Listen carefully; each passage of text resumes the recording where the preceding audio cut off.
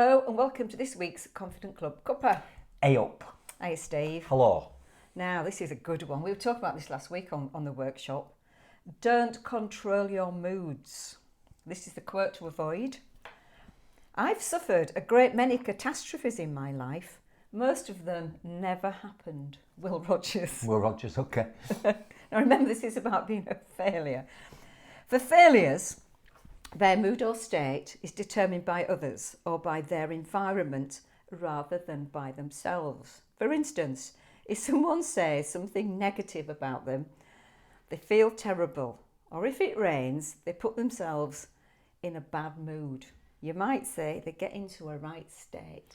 Yeah, it's massive this. It's huge.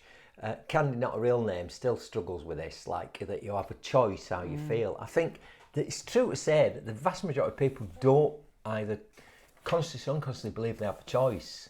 So that I can't decide how I feel in a given moment. You know, it's not to do with me, it's to do with weather, it's to do with other people. Whereas what we do know is that successful people go, you know, the mood you're in is so critical to your performance, right? Yeah. Your mood determines your performance. We know this, you know, mention hello Leon Taylor again, you know, elite athletes, this is like the key, innit? Yeah. Controlling it. So it starts with, if you listen to this now, if you already have decided you can't decide how you feel, then you might as well bye. But those of you who want to learn how to change how you feel, so you have to buy into the belief you have a choice. Right? Yes. There's loads and loads of touch on this and watch. So many ways you can control how you feel.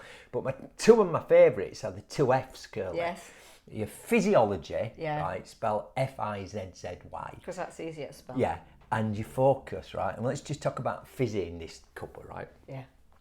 So physio is what's going on. Now this is perhaps the one that we, if certainly in Europe, in the West, we probably give the least thought to, because I need to change my mindset. No, it starts in your body. So how you stand, how you move, how you breathe impacts on your mood. For example, there might be some doctors watching this. I don't know if you're not a doctor, but I think most of us are aware of what the physiology of, say, acute depression looks like, curled up in a ball. Yeah. If a team is losing, what do the commentators typically say? Their heads have gone Down. you know, and because it shows up in your body first. I remember years ago when Kevin Keegan was manager of England. And That is a long time ago. It was a long time ago. God knows when that was, right? I don't know if he still had his perm. And we were losing, and he was marching down the touchline going like this, lads, get your heads up. Now, he just knew that change. I don't think he understood the science behind it. So how can we use that one idea? Just check your physio. Yeah. Most people don't even bother to do that. So say you're going on for an important job interview and it's not on Zoom, or it might even be on Zoom actually. Well, these days, a lot of the time it's on Zoom. So either way, well, let's say it is Zoom Yeah. or Teams, and just before you turn the camera on, check your physio, right? So if you've been sat down for ages and ages in loads of meetings, and you're like, right?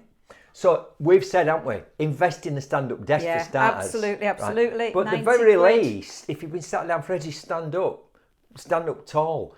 Just before you press camera on, you know, just check if I've got a big smile on my face, because it's kind of like emotion follows motion. Because the mind and body can't tell the difference, if you put a big smile on your face, your physio will go, hang on, she's got a smile on her face, she must be happy, go on then, and the feeling will quickly follow. I very, very, very much agree. And our friend Jim's often talking about sitting is the new smoking, isn't it?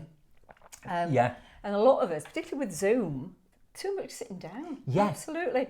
And it impacts on how you feel. Well, yeah, because we know 55% of your communication, up to 50%, can be non-verbal. That's important as well, right? Because Yeah. it's the message, not only the message it sends to your own body, this is how my physiology is going to be more confident, or I've taken control and got in a more resourceful state, but it sends a message to your audience as well, if you sort of like this. However, Curly, don't put a big smile on your face halfway through meeting or whatever. You know, check physio, because that just looks weird. Right, so the first way to control how you feel, in the first F, is to rapidly change your physiology. And the final thing I would add to that is, we talk a lot about confidence on the workshop, and people say, what's one thing you're really confident at doing that's got some physicality to it? And if you think about it, everything does, doesn't it? Yeah. So that might be cooking, it might be running, it might be just something else that's not called giving a presentation. Or just ask your body, use your unconscious mind, how do I stand? How do I move? How do I breathe when I'm really confident? Then go into that physiology. I absolutely 100% agree. So on that happy message. Yeah, we're going to go stand up now, are we? Yeah, we'll do the next one standing up. No, we won't. I'll sit here.